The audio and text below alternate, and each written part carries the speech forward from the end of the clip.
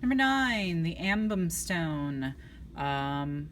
There are many of stones like this, but not like this. I'll talk about that in just a minute. It's in the Ambum Valley in the Enga province in Papua New Guinea.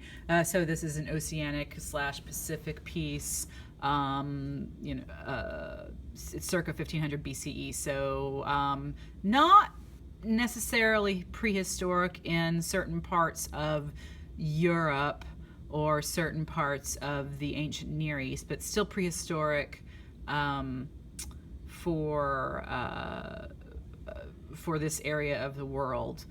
It's made out of greywack, which, if you recall, what else is made out of greywack, which was, of course, King, Menkara, and Queen. We know it is an incredibly hard stone, and that's what makes this piece so memorable. In part, is that this stone, it's not like it was just very gently sculpted out of a softer rock. It had to have been carved. So excuse me, I just lost my spot in my notes. Oh yes, so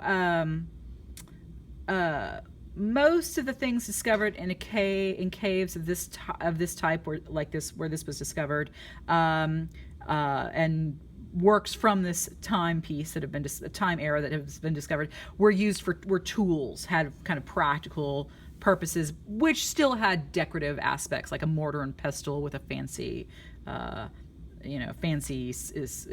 inscriptions of decorations.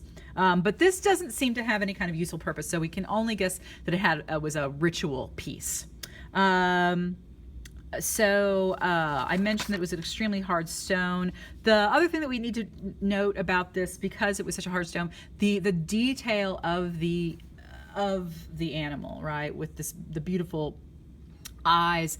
Up the back there's a ridge which we can't see. We can see this nose. It's not really mouth, it's more like nostrils. It appears kind of as if it's pregnant. We're not really sure what animal it is, but it's really cute. I really like it a lot. I took this from the website in Australia. I think in Australia. So this stone, as I mentioned, has a higher level of sculptural detail than other pieces of a similar era. And has a greater level of figurative detail. If you look at it, it kind of looks, okay, so maybe it's an anteater. It's possible it's suggestive of an anteater, or maybe an embryonic anteater. Anteaters are really important because of a really valuable animal, because of the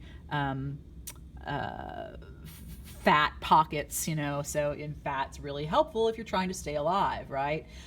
Which could also be used for lamps and things like that. So maybe it's an embryonic anteater. We don't know.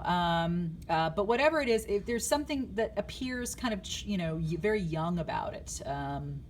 So could be another kind of baby animal or embryonic animal. But there's something about it that makes me want to protect it. It looks very cute to me. So it's also possible it's not really a specific animal, but something that is suggestive of the past. And again, I'm taking this from the website. How that is, I'm not sure. I'm just kind of lifting this from the website, so I can't quite say exactly. It could be associated with an ancestral being, which was the rainbow serpent. That sounds pretty interesting.